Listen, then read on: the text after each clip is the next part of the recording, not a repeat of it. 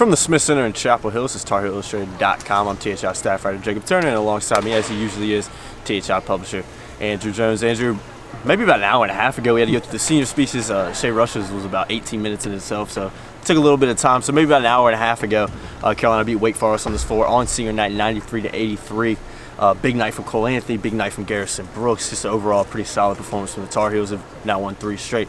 AJ, first thing I want to touch on from this game is Cole Anthony. Roy Williams mentioned it in his post-game press conference, but I'm going to let you give out the numbers because AJ's like a walk-in calculator. I don't know how he does it. It's because I have nothing else in my life other than my wife and daughter. I just remember this stuff because it's what I do. It's impressive, but Cole Anthony's, Roy mentioned efficiency. He's been so much more efficient over the last 3 games. And it's probably no coincidence that Carolina's now won 3 in a row. But Cole Anthony tonight, 28 points, another big game from him. Seems to just be getting a little bit more comfortable. He seems to be playing smarter. And the smarter he plays, the better he plays, the more efficient he plays, the better the Tar Heels are playing too. There's no doubt about that. Well, he's not pressing as much. He's not trying to do everything. He's not trying to go 1-on-5, and he wasn't going 1-on-5 because he was a ball hog or a gun. I think a lot of it he had to kind of learn how to play as 1 of 5 instead of 1+4. That's a big part of it. And I think Roy even alluded to it tonight. Look, he didn't score 34 in the opener against Notre Dame. They didn't even win that game. I think that may have set in for a while. And then you throw all the other things that have happened in the last 3.5, 4 months with this basketball team. The injuries, Cole going out of the lineup. A lot of the stuff that we've seen Cole learn in the last couple of weeks, he would have learned a long time ago had he not been injured.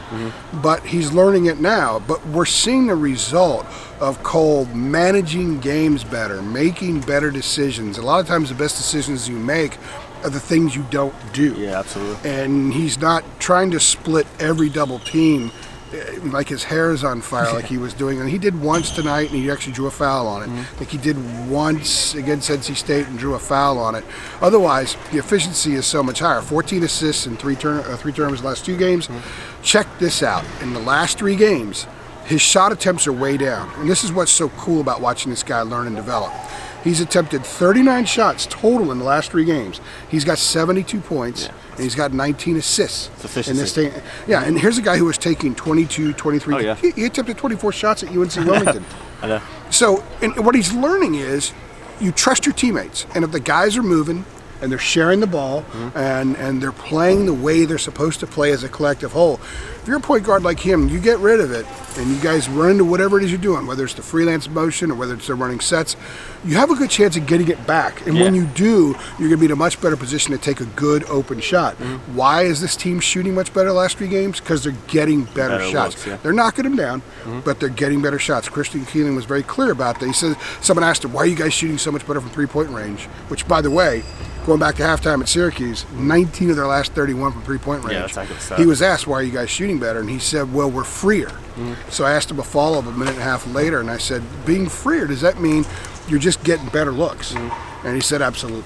You know, you're look, if I try to shoot there right now and you put a hand in my, well, I'm not going to make the shot anyway because it's not 20 years ago, but I have a better chance of hitting the shot if you're over at the ACC logo and standing right here. Yeah. Well, it's pretty simple stuff, and they're getting a lot of those uncontested shots now that were previously contested. And for Cole, he created contested shots for himself previously that he's not doing now. So his game management, his efficiency is infectious, and it's bleeding on to the rest of the team, and that's why this club's won 3 in a row. Another big individual performance tonight from Garrison Brooks, 25 points for him. I did an ISO video on him. I was sitting courtside over there, so be sure to check that out on the YouTube page below. But Garrison Brooks tonight, you mentioned it off camera before this, but he's doing Bryce Johnson he's putting up Bryce Johnson like numbers in some ways. He's very efficient. I mean, I can't remember. It had to be his first 3 or 4 or 5 baskets. It felt like every basket he scored tonight, he got fouled on. Yeah. And he would go to the free throw line and either have to shoot 2 or have an and-1 opportunity. So he's finishing through contact. He's playing aggressive around the rim. But Garrison Brooks, I mean, just his development throughout the season. He started off pretty good. But what he's done over the past, couple of months, and really in the ACC play as a whole, has been spectacular to watch. And we see it again tonight against Wake Forest. He's been really good this season. He's drawing fouls. He got Syracuse into foul trouble. He got Wake into foul trouble. He's attempted 33 free throws in the last 3 games, and he's made 27 of them. He's making 27 to 33 from the line. His stuff down low, and the Bryce Johnson thing is, I covered Bryce, so I know this. Bryce had more spring. He could get Bryce could change these light bulbs in this joint. He was longer. He was quicker. He was maybe more agile. But Garrison is extremely fundamentally sound. Oh yeah, he really is. I mean, his dad's a coach, so he plays like a coach's son. When you watch him off the ball defensively, and he comes over and helps out, there's so many things that are so sound fundamentally.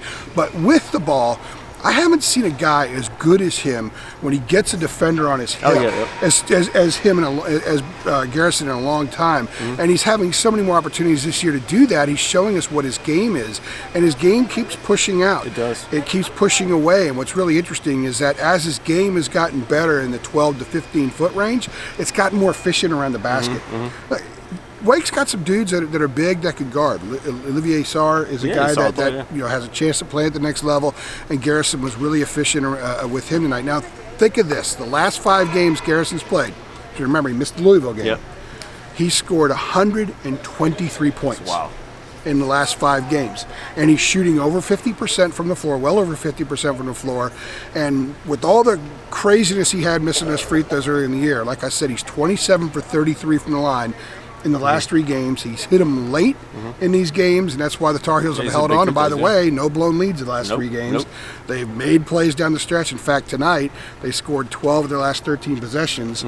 They weren't just free throws, and Garrison was a big part of that. And that people have to defend him and have to defend Cole. And here comes Christian Keeling knocking stuff down, and B-Rob's knocking stuff down. I mean, this is feeding into kind of what our next point is going to be. This team is changing. They've changed a lot in the last week and a half. It's been fascinating to watch, especially given that they've been like a pinball, just caroming all over the place all season. But they finally appear to be having some footing. So take the third part. Third part, like you mentioned, good segue right there, AJ. I mean, this team, 3 wins on the bounce now. I mean, I talked to you off camera as well. We talked, I think it was maybe before the press conference, or right after the press conference. But just this team, watching them, is just, they play with a little bit more energy. They look a lot more confident out there. They just seem a little bit more assured of what they're doing. We look at what they've been through all season.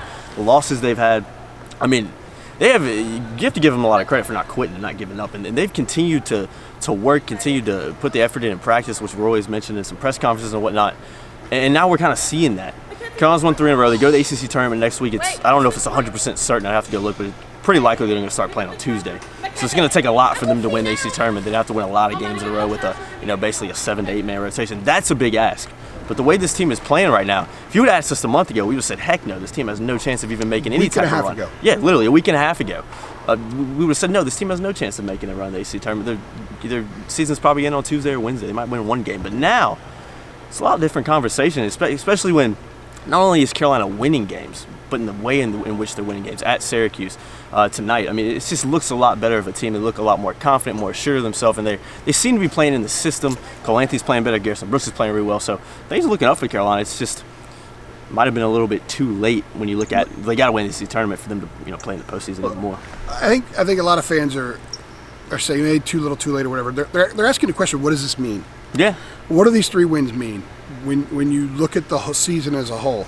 Well, what it means is that this team is getting better. And Roy kept telling us, we had these weekday pressers, these Friday pressers, and not as much media would show up each week because the losing continued, and people weren't paying as much attention to Roy's Friday pressers as they were earlier in the year. But he kept saying, we're just trying to get better. Yeah, it's all, We're not worried about this other stuff. We're just trying to get better. We get better today. We get better tomorrow. We get a better chance of winning our next game.